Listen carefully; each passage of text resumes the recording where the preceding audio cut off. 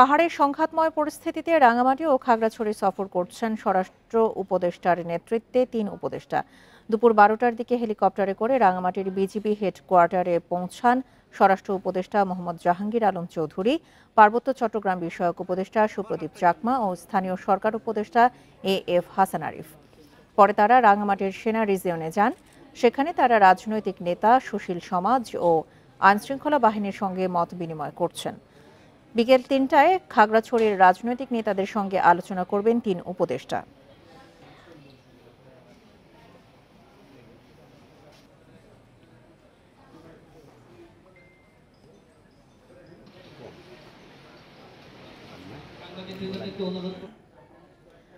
খাগড়াছড়ি ও রাঙামাটিতে বিক্ষুব্ধ যুগ্ম ছাত্র জনতার ডাকে চলছে ৭২ ঘণ্টার অবরোধ।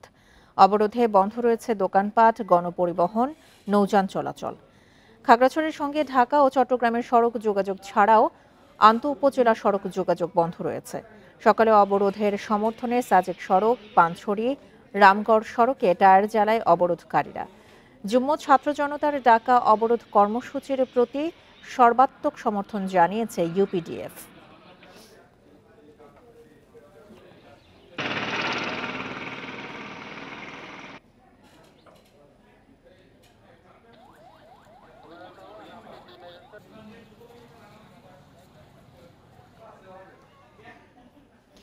রাঙামাটি ও খাগড়াছড়ির পরিস্থিতি নিয়ে আরো জানাতে যোগ দিচ্ছেন আমাদের সহকর্মীরা। শুরুতেই যাচ্ছে রাঙামাটিতে, সেখান থেকে যোগ দিচ্ছেন সহকর্মী হিমেল চাকমা। হিমেল চাকমা, ৩ উপদেষ্টা তো এখন পর্যন্ত রাঙামাটির সুশীল সমাজ, রাজনৈতিক নেতা সহ আইনশৃঙ্খলা বাহিনীর সদস্যদের সঙ্গে বৈঠকে বসেছেন, আলোচনা করছেন। সেখান থেকে কি কোনো তথ্য পাওয়া গেছে কিনা?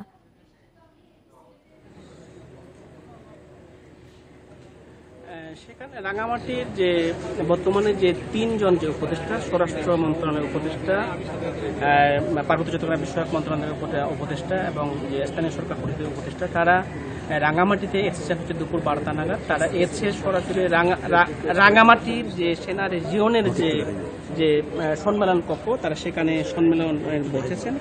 সেখানে আমরা দেখেছি যে রাঙামাটির যে সমস্ত সুশীল সমাজের নেতৃবৃন্দ, পলিটিক্যাল লিডার, তাদের উপস্থিতি আমরা দেখেছি। মিটিং চলছে এখনো পর্যন্ত। তো আমাদের সাংবাদিকদের আসলে সেখানে আমাদেরকে থাকার সুযোগ দেওয়া হয়নি। তারা বলেছেন যে মিটিংয়ের পরে তারা আমাদেরকে ব্রিফ করবেন। তো বর্তমান যে রাঙামাটির যে পরিস্থিতি, সেটা যদি আমি বলি, গতকালকে যখন 12:30টার দিকে যখন 144 ধারা জারি করা হয়েছিল, এরপর থেকে রাঙামাটির যে পরিস্থিতি স্বাভাবিক আছে। এখন পর্যন্ত 144 ধারা বলবৎ রয়েছে। তার এর মাঝে অর্থাৎ গতকালকে যখন 144 ধারা জারির পরে এখন কিন্তু রাঙামাটিতে এখন পর্যন্ত কোনো সমস্যা, কোনো ঘটনা ঘটেনি। রাঙামাটিতে শান্তিপূর্ণ পরিবেশ বিরাজ করছে। তবে যেহেতু গতকালকে ঘটনাটি যেহেতু বড় হয়েছিল, যার কারণে মানুষের মধ্যে আতঙ্ক আসে, যার কারণে তারা এটা নিয়ে এখনো উদ্বেগ আছে। তবে আমরা দেখেছি যে রাঙামাটি শহরের গুরুত্বপূর্ণ যে সমস্ত পয়েন্টগুলো রয়েছে, সে সমস্ত পয়েন্টগুলোতে আমরা যে বিপুল সংখ্যক পুলিশ, সেনাবাহিনী, বিজিবি, র্যাবের সদস্যরা আমরা দেখেছি। পাশাপাশি আনসার সদস্য যারা দায়িত্ব আসে সংশ্লিষ্ট এলাকা, তারাও আমরা তাদের উপস্থিতি আমরা দেখেছি। তো পুরো যে রাঙামাটি শহরের যে গুরুত্বপূর্ণ পয়েন্টগুলোতে একেবারে কোনো মানুষকে জড়ো হতে দিচ্ছে না আইনশৃঙ্খলা বাহিনী। অর্থাৎ রাঙামাটিকে কিভাবে সুন্দর একটা শান্তিপূর্ণ অবস্থা ফিরিয়ে আনা যায়, সে তার চেষ্টা চলছে। তো মিটিংয়ে কি সিদ্ধান্ত হয়, এরপরে আমাদেরকে কি ব্রিফ করা হয়, সেটা আমরা জানতে পারবো। যেহেতু অনির্দিষ্টকালের জন্য 144 ধারা যেহেতু জারি করা আছে, সেটি আরো বাড়ানো হয় কিনা, অর্থাৎ কতদিন থাকবে, সেটা কিন্তু বলা যাবে হচ্ছে সবার পরে। তবে একটা বিষয় আমি যদি বলি, গতকালকের ঘটনার পরে আমরা দেখেছি যে 54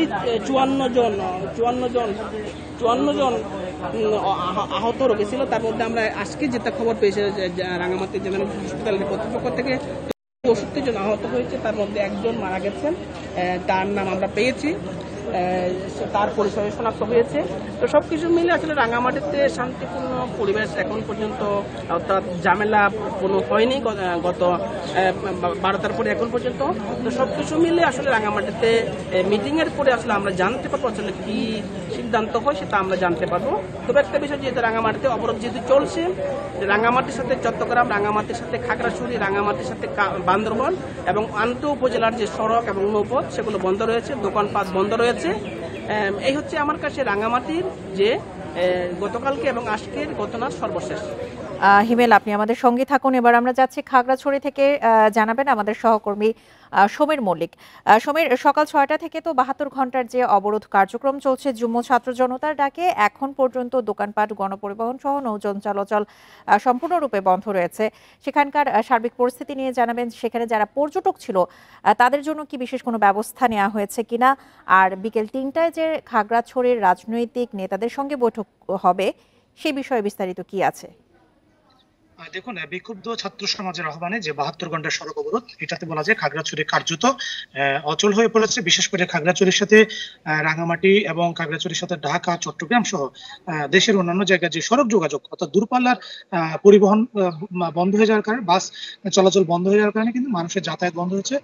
শুধু বাইরের জেলা নয়, জেলার অর্থাৎ খাগড়াছড়ি শুধু দিঘিনালা, পানছড়ি, এখানে একই সাথে রাঙামাটি, লংগদু, বাঘাইছড়ি যে সড়ক যোগাযোগগুলো রয়েছে সেখানে কিন্তু এক ধরনের যান চলাচল বন্ধ রয়েছে। কিছুক্ষণ আগে আমি দিঘিনালা থেকে আসলে খাগড়াছড়ি শহরের উদ্দেশ্যে এসেছি। দেখলে আসলে পুরো রাস্তাতে কোনো আমরা যানবাহন দেখিনি। পুরো রাস্তায় আসলে একেবারে বলা যায় যে যানবাহন পরিবহন শূন্য।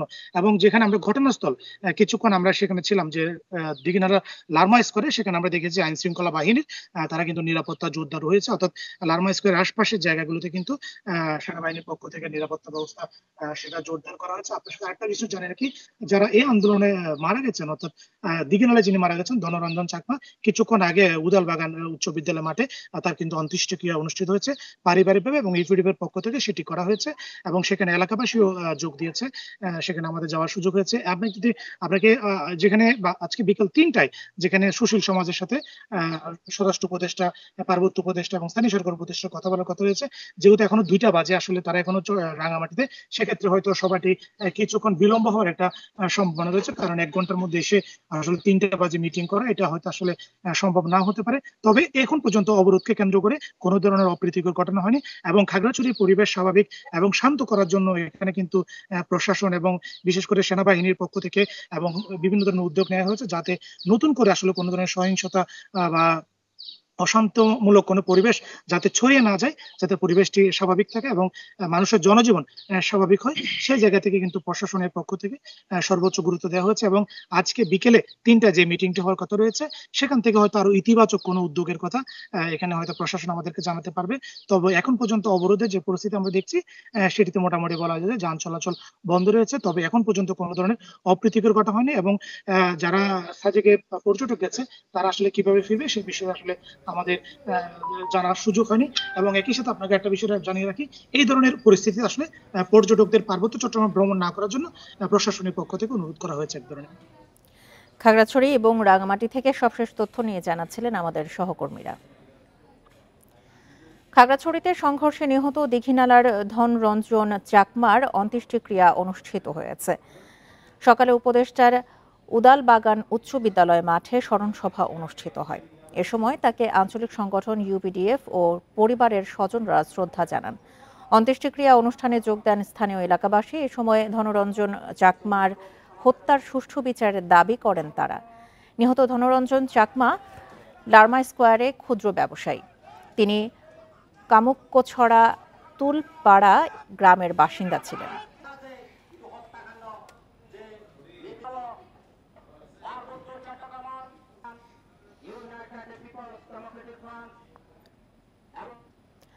পাহাড়ে বহুমুখী ষড়যন্ত্র চলছে, সেই সঙ্গে দেশকে অশান্ত করার ষড়যন্ত্র থেমে নেই বলে মন্তব্য করেছেন তথ্য উপদেষ্টা নাহিদ ইসলাম।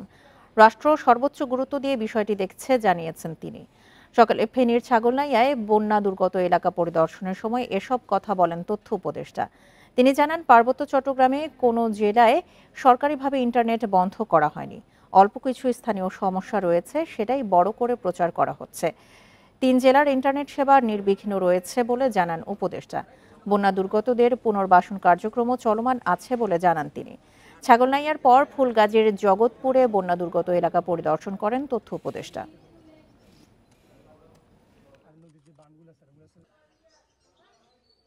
পার্বত্য চট্টগ্রাম বা কোথাও সরকারিভাবে ইন্টারনেট বন্ধ করা হয়নি এবং বন্ধ করার প্রশ্নই আসে না। সেখানে বিচ্ছিন্নভাবে কয়েকটা জায়গায় মানে কিছু সমস্যা হয়েছিল, সাময়িকভাবে কিছু জায়গায় কিছু বন্ধ ছিল এবং সেটাকে খুবই ফুলিয়ে ফেঁপে বলা হচ্ছে যে ইন্টারনেট বন্ধ হয়েছিল। এরকম কোনো নির্দেশনা হয় না এবং এরকম কোনো ঘটনাও ঘটে নাই যে পার্বত্য চট্টগ্রাম বা কোনো একটা জায়গায় সেখানে দীর্ঘ সময় ইন্টারনেট বন্ধ ছিল, এরকম প্রমাণ কেউ দেখাতে পারবে না। তো এই বিষয়টি আসলে অন্তর্বর্তী সরকার প্রধান ডক্টর মোহাম্মদ ইউনূস জাতিসংঘ অধিবেশনে যোগ দিতে যাচ্ছেন 23 সেপ্টেম্বর। 27 সেপ্টেম্বর তার সাধারণ পরিষদের ৭৯তম অধিবেশনে ভাষণ দেওয়ার কথা রয়েছে। এই ভাষণে জুলাই আগস্টের গণ অভ্যুত্থানের প্রেক্ষাপট ও ছাত্র জনতার বীরত্ব গাথা তুলে ধরবেন তিনি। একই সঙ্গে রাষ্ট্র সংস্কারের উদ্যোগ বিশ্ব নেতাদের সামনে উপস্থাপন করবেন ডক্টর মোহাম্মদ ইউনূস। দুপুরে পররাষ্ট্র মন্ত্রণালয়ের সংবাদ সম্মেলনে পররাষ্ট্র উপদেষ্টা তৌহিদ হোসেন জানান, যুক্তরাষ্ট্রের জাতিসংঘের অধিবেশনের সাইড লাইনে পাকিস্তান, নেপালের প্রধানমন্ত্রী সহ যুক্তরাষ্ট্রের পররাষ্ট্রমন্ত্রীর সাথে বৈঠক করবেন প্রধান উপদেষ্টা। তবে ভারতের প্রধানমন্ত্রীর সাথে প্রধান উপদেষ্টার দেখা হবার সুযোগ নেই, কারণ প্রধান উপদেষ্টা যখন যুক্তরাষ্ট্রে যাবেন তখন ভারতের প্রধানমন্ত্রী সেখানে অবস্থান করবেন না।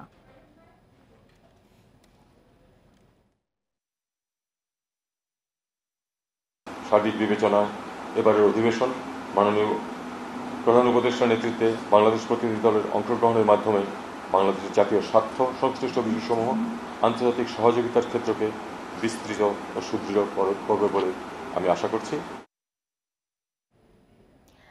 চোর সন্দেহে এক যুবককে পিটিয়ে হত্যার ঘটনায় ঢাকা বিশ্ববিদ্যালয়ের ৮ শিক্ষার্থীর ছাত্রত্ব সাময়িকভাবে বাতিল করেছে কর্তৃপক্ষ।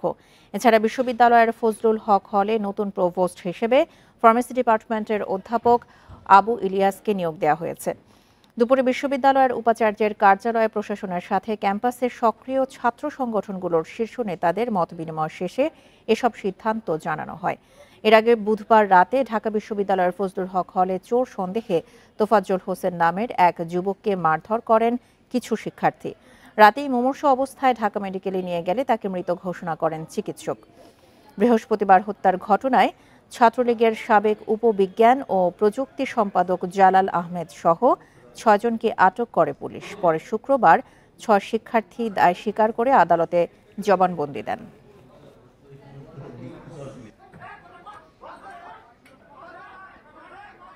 বিশ্ববিদ্যালয়ে ছাত্র রাজনীতি বন্ধ করা কোনো সমাধান না বলে মন্তব্য করেছেন বিএনপি মহাসচিব মির্জা ফখরুল ইসলাম আলমগীর। বলেন, ছাত্র নেতৃত্ব তৈরি না হলে জাতীয় নেতৃত্ব তৈরি হবে না।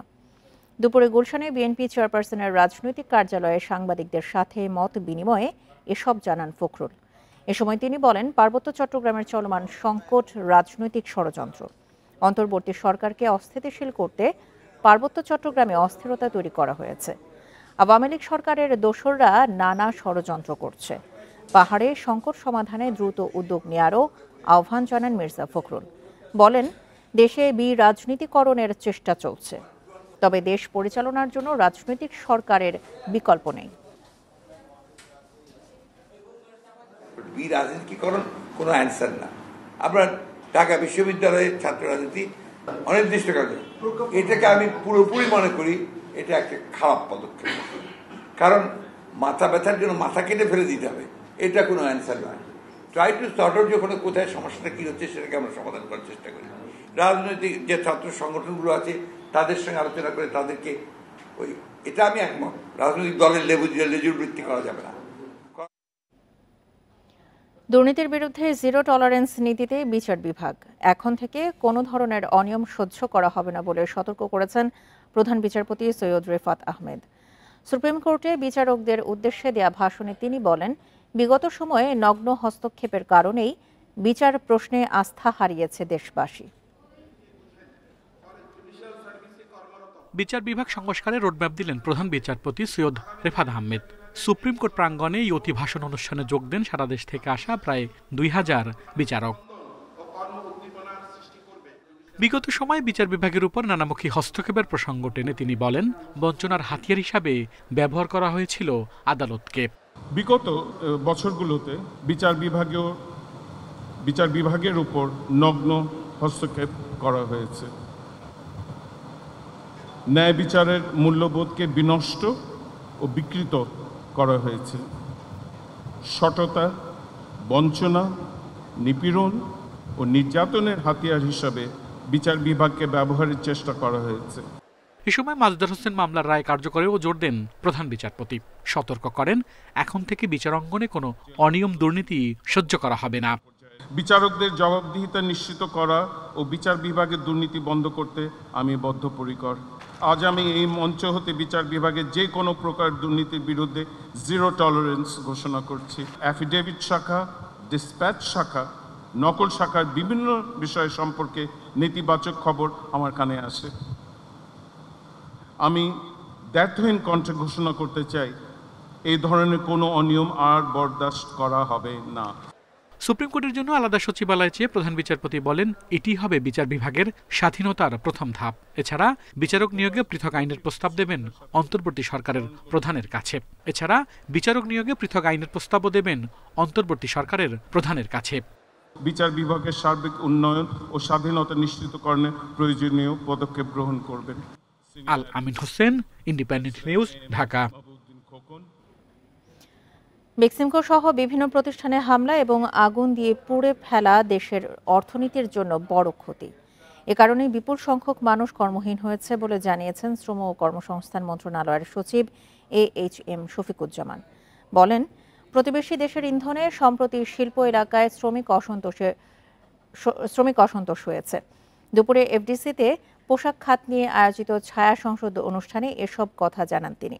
সচিব বলেন, আন্দোলনরত পোশাক শ্রমিকদের 25 দফা দাবি দেওয়ার অনেকগুলোই যৌক্তিক, আবার অনেকগুলো অযৌক্তিক। শ্রমিক অসন্তোষ বন্ধ করতে ফান্ডের টাকার সঠিক ব্যবহার করতে কাজ করা হচ্ছে।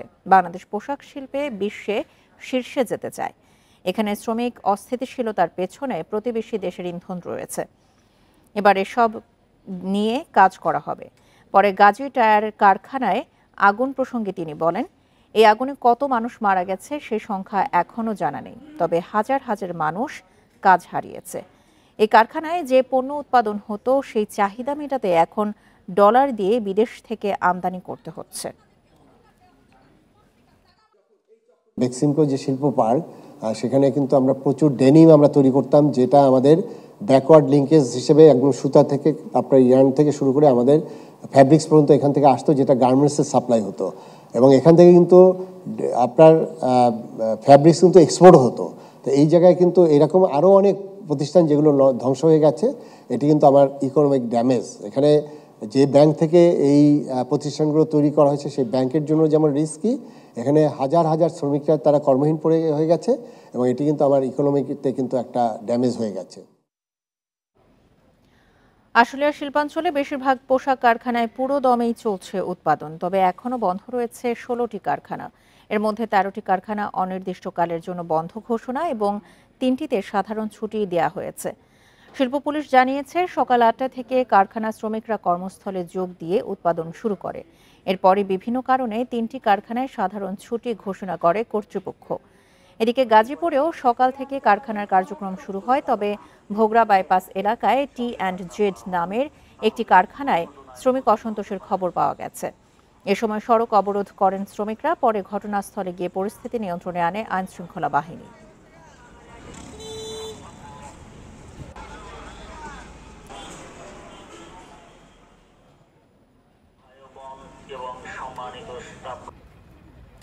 পনেরো বছরে কতটি অস্ত্রের লাইসেন্স দেয়া হয়েছে সেই তথ্য নেই পুলিশের কাছে, তবে লাইসেন্স স্থগিতের পর জমা পড়েছে 13,349টি।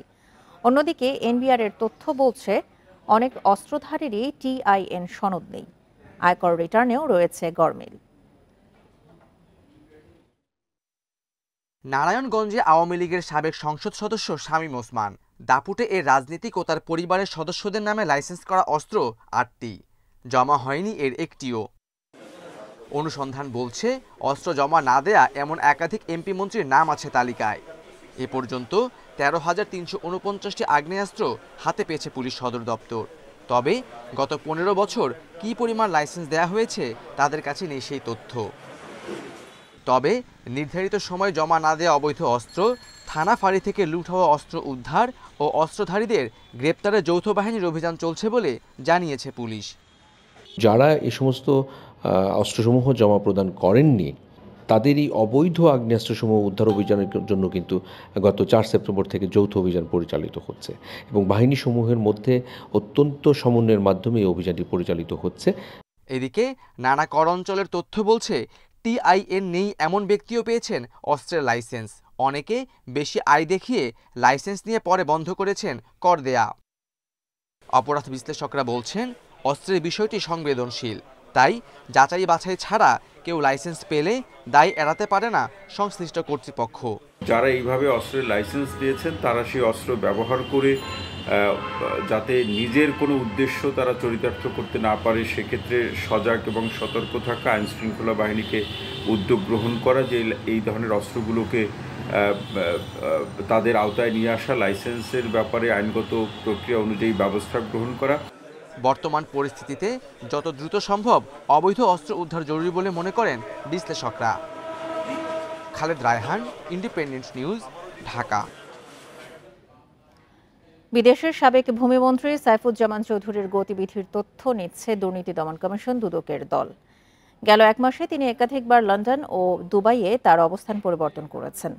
আদালত আদেশ দিলেই তাকে ফিরিয়ে আনার প্রক্রিয়া শুরু করবে দুদক। ইতোমধ্যে সাইফুজ্জামানের বিদেশে থাকা সম্পদের তথ্য চেয়ে পররাষ্ট্র মন্ত্রণালয়ে চিঠি দিয়েছে সংস্থাটি। ক্ষমতাচ্যুত শেখ হাসিনা সরকারের ভূমিমন্ত্রী সাইফুজ্জামান চৌধুরী শুধু যুক্তরাজ্যেই ৩৬০টি বাড়ির মালিক। বাংলাদেশি টাকায় বাড়িগুলোর বর্তমান বাজার মূল্য ৩,৮২৪ কোটি টাকার বেশি। দেশ থেকে পাচার করা অর্থেই তিনি ক্রয় করেন বাড়িগুলো। কাতার ভিত্তিক আন্তর্জাতিক সম্প্রচার মাধ্যম আল জাজিরার এক অনুসন্ধানী প্রতিবেদনে এসব তথ্য উঠে আসে। এই প্রতিবেদনটি আমলে এনে অনুসন্ধানে সংযুক্ত করার সিদ্ধান্ত নিয়েছে দুদক। প্রাপ্ত তথ্য উপাত্তের ভিত্তিতে পররাষ্ট্র মন্ত্রণালয়ে সাইফুজ্জামানের সম্পদ অনুসন্ধানের আবারও আবেদন করা হবে। দুদক আপ্রাণ চেষ্টাও করছে পাচারকৃত অর্থ ফেরত আনার জন্য। দুদকের চেষ্টার কোনো ত্রুটি নেই। যে পর্যন্ত পারতেছি আমরা বিভিন্ন জায়গায় লিখতেছি, পররাষ্ট্র মন্ত্রণালয়ে লিখতেছি, বিভিন্ন বেশি সাহায্য চাচ্ছি, চাই যে পর্যন্ত চেষ্টা করা যায় আমরা চেষ্টা করছি। টিআইবি বলছে গত বছর ডিসেম্বরে সাইফুজ্জামানের অবৈধ সম্পদের বিষয়টি সরকারের নজরে এলেও কোনো আইন প্রয়োগকারী সংস্থা তার বিরুদ্ধে ব্যবস্থা নেয়নি। কিছুই পদক্ষেপ গ্রহণ করে নাই। শুধু তাই নয়, এটা প্রাপ্তি স্বীকার পর্যন্ত করে নাই এই সংস্থাগুলো, পিএফআইও, দুর্নীতি দমন কমিশন, পুলিশ, সিআইডি, জাতীয় রাজস্ব বোর্ড এবং অ্যাটর্নি জেনারেলস অফিস, যেটা তাদের এখতিয়ারের মধ্যে পড়ে। অভিযোগ ওঠার পর পর্যাপ্ত সময় পেয়ে সাইফুজ্জামান চৌধুরী অনেক তথ্য নষ্ট করে ফেলেছেন বলেও ধারণা টিআইবির। অবশ্যই দুর্নীতি কমবে না, কারণ রিশাদ হুদা, ইন্ডিপেন্ডেন্ট নিউজ, ঢাকা। রাজধানীর মোহাম্মদপুরে এক রাতে 2 হত্যাকাণ্ড, দুজনেরই প্রাণ গেছে ধারালো অস্ত্রের আঘাতে, অতিরিক্ত রক্তক্ষরণে। পুলিশ বলছে নিহত মুন্না ও নাসিরের ওপর হামলা চালিয়েছে প্রতিপক্ষ। এর পেছনে রয়েছে আধিপত্য বিস্তারের চেষ্টা। আর নিহতদের নামে থানায় আছে মাদক অপহরণের মতো মামলাও। সোহরাওয়ার্দী হাসপাতালের মর্গ, সেখানে দাঁড়িয়ে থাকা মায়ের কোলে 1.5 বছরের মুস্কান, বাবা শুয়ে আছেন লাশ ঘরে। শুক্রবার রাতে মোহাম্মদপুরে খুন হওয়া দুজনের একজন মুস্কানের বাবা মুন্না হাওলাদার। আমার স্বামীকে যেভাবে মারছে এরকম তো আরো মানুষরে মারবো, ওটার বিচার কি? এটা তো বিচার চাই। এখন আমি আমার বাচ্চাটা নিয়ে কই যাবো? আমার বাবা মা কয়দিন দেখবো আমারে? শুক্রবার সন্ধ্যায় রায়ের বাজার এলাকায় ধারালো অস্ত্রে মুন্নার উপর হামলা চালায় 10-15 জনের একটি দল।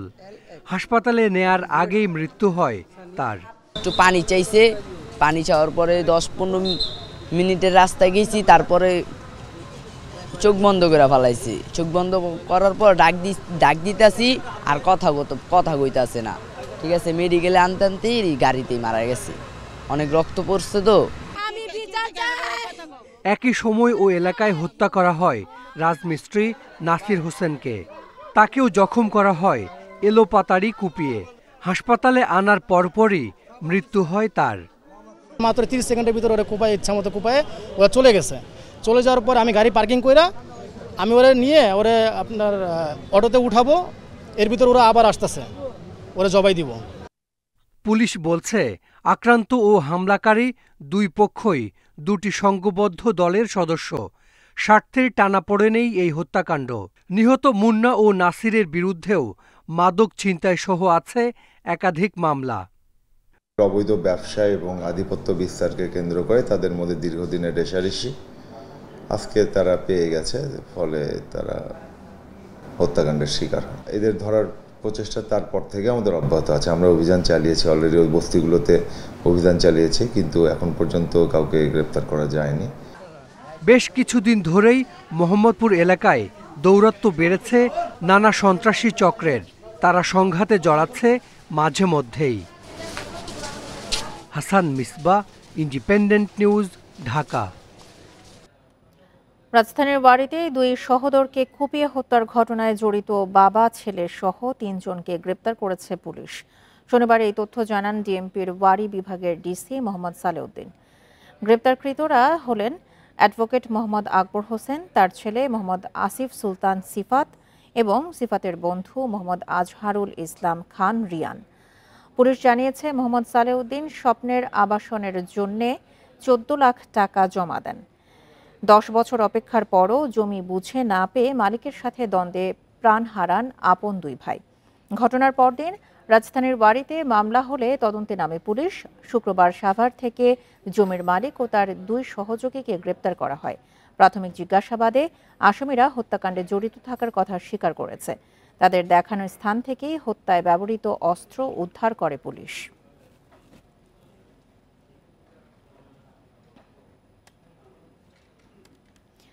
বৈষম্য বিরোধী ছাত্র আন্দোলনের সময় ফেনীতে শিক্ষার্থী সাইদুল ইসলাম হত্যা মামলার পলাতক আসামি জোবায়ের হোসেন প্রকাশ হৃদয়কে গ্রেপ্তার করেছে র্যাব। শুক্রবার রাতে নোয়াখালীর সোনাপুর 0 পয়েন্ট এলাকা থেকে তাকে গ্রেপ্তার করে র্যাব। গত 4 আগস্ট মহিপাল ফ্লাইওভারের নিচে ছাত্র জনতার বিক্ষোভ সমাবেশে সাবেক সংসদ সদস্য নিজাম হাজারের নির্দেশে গুলি ছোড়া হয়। এ সময় আহত হন সাইদুল ইসলাম। হাসপাতালে নেওয়া হলে চিকিৎসক তাকে মৃত ঘোষণা করেন। এই ঘটনায় 94 জনের নাম উল্লেখ সহ অজ্ঞাত 150 জনকে আসামি করে মামলা করেন সাইদুল ইসলামের বাবা।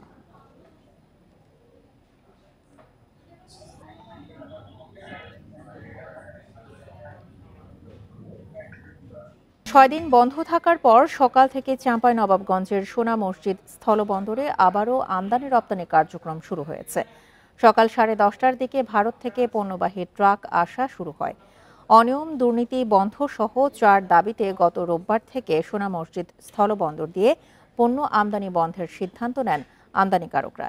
এরপর গত বৃহস্পতিবার জেলা প্রশাসকের উপস্থিতিতে আমদানিকারকদের 4 দাবি নিয়ে পানামা পোর্ট লিংক লিমিটেডের সাথে বৈঠক হয়। আলোচনা ফলপ্রসূ হওয়ায় আমদানি রপ্তানি চালুর সিদ্ধান্ত নেন তারা।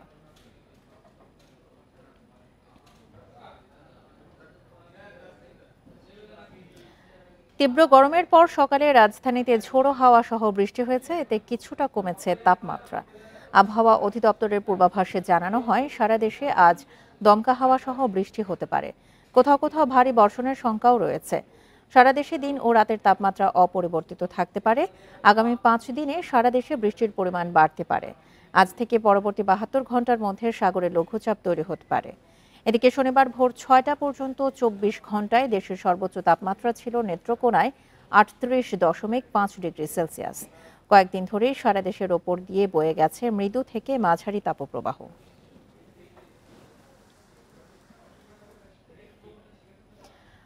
শুক্রবার রাতভর বৃষ্টির কারণে লক্ষ্মীপুরে বন্যা কবলিত এলাকায় দুর্ভোগ বাড়ছে। সেখানকার 20টি ইউনিয়নে এখনও পানিবন্দী প্রায় 3 লাখ মানুষ। শুক্রবার সন্ধ্যা থেকে শনিবার দুপুর পর্যন্ত জেলা জুড়ে বৃষ্টি অব্যাহত রয়েছে। লক্ষ্মীপুরে কখনো মাঝারি, কখনো হালকা এবং কখনো গুঁড়ি গুঁড়ি বৃষ্টি হচ্ছে। যেসব এলাকায় মানুষ এখনো পানিবন্দী সেখানে বৃষ্টিতে পানি বাড়ায় বেড়েছে দুর্ভোগ। এদিকে রামগতি আবহাওয়া সতর্কীকরণ কেন্দ্র জানিয়েছে শুক্রবার সন্ধ্যা থেকে বৃষ্টির সাথে দমকা হাওয়া ও বজ্রপাত রয়েছে। মৌসুমী বায়ুর প্রভাব ও সাগরে লঘুচাপ হওয়ায় আরও 2-1 দিন বৃষ্টি ও ঝোড়ো হাওয়া অব্যাহত থাকবে। 24 ঘন্টায় লক্ষ্মীপুরে 37.5 মিলিমিটার বৃষ্টির রেকর্ড করা হয়েছে।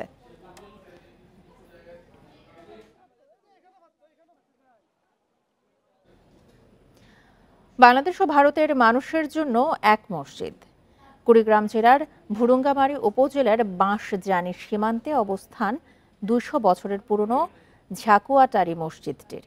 স্থানীয়রা মসজিদটি ঘিরে পর্যটনের সম্ভাবনা দেখলেও জটিলতার কারণে থেমে আছে সংস্কার কাজ।